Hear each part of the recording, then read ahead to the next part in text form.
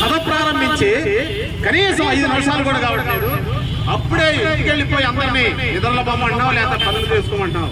నన్ను వీడిని తనమంటావు, నిన్ను మాత్రం వదలమంటున్నావు. అసలు నీకు వచ్చిన సందేహం ఏది నాయన? అది కాదు గురువు గారు, మనం 5 గంటలకు వచ్చావా, మైకులు పెట్టావా, హ్యాండలు కట్టావా, హలో అంటే ఇంతమంది జనం వచ్చారా? వీళ్ళందరూ వచ్చిన తర్వాత ఇప్పుడు నాకు ఆ కథ రాదు ఈ కథ రాదంటే వచ్చిన జనం అందరూ మన కథ పడతారేమోనని వాటికి నేను తప్పించుకొని వెళ్తున్నా గురువు గారు. నాయన నీ సందేహం అదే అనమాట. ఇప్పుడు మనం తలుచుకున్న వాళ్ళంతా పురాణయుగంలో మహాకవులు పుణ్యపురుషులు నాయన. వారికి ఒక్కసారి నమస్కారం చేసుకుని మన కథ ప్రారంభించామనుకో అది సౌయంగా సాగిపోతుందన్నమాట. పురాణ పురుషులు పుణ్య పురుషులే, వాళ్ళని తలుసుకుంటా కూర్చున్నాం అనుకో ఈ వచ్చిన వాళ్ళు తలుసుకొని తొందరపడతావు కానీ. సరే ఏ కథ చెప్పండి, చెప్పు శిష్య. ఏ కథ అంటావా? రామాయణం చెప్పండి, బేసిక్గా ఉంటుంది.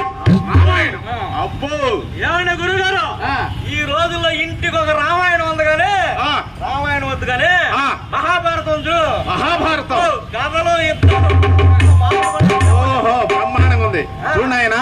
రామాయణమైనా భారతమైనా మన పురాణ యుగాల నుంచి మన తాతల తండ్రుల కాలం నుంచి అందరూ చూస్తూ ఉండేవే, అందరూ వింటూ ఉండేది. కానీ ఈనాడు మన గ్రామాల్లో గాని పట్టణాల్లో గాని ఎక్కడైనా మారుమూల ప్రాంతాల్లో గాని ఓటు గురించి తెలియక కొంతమంది తెలిసి కూడా నిర్లక్ష్యంతో ఓటు నేనేస్తే ఏమైంది వేయకపోతే ఏమైంది అనే నిర్లక్ష్యంతో చదువుకున్న వాళ్ళు అట్లా ఉన్నారు. చదువు లేని వాళ్ళైతే ఏమందలే ఏదో వాళ్ళు ఇచ్చే 10 రూపాయలు తీసుకోవటం, ఏడోసాడ పార్టీ చేసుకోవటం, ఈ రకంగా ఓటు వేయకుండా మానేసేటం. 100% మరి ఓటు వినియోగం జరగట్లా. ఏదో 30% 40% ఓటు విలువ జరుగుతుంది. కాస్త పల్లెటూరులో అయితే ఎంతో కొంత పర్సెంటేజ్ 70% 60% ఉంది కానీ మన పట్టణ ప్రాంతాల్లో అయితే చదువుకున్న వాళ్ళు ఓటేయటంలో నిర్లక్ష్యం ఎక్కువ చూపిస్తారు. అవును, అందుకని ఇప్పుడు ఏం చేద్దామంటే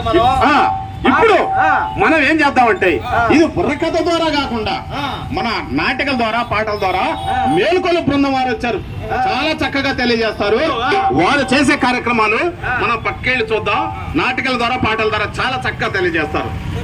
పదండి. సరే, దాని గురించి ఇప్పుడు పాట పాడుతున్నా, పాట పాడదాం.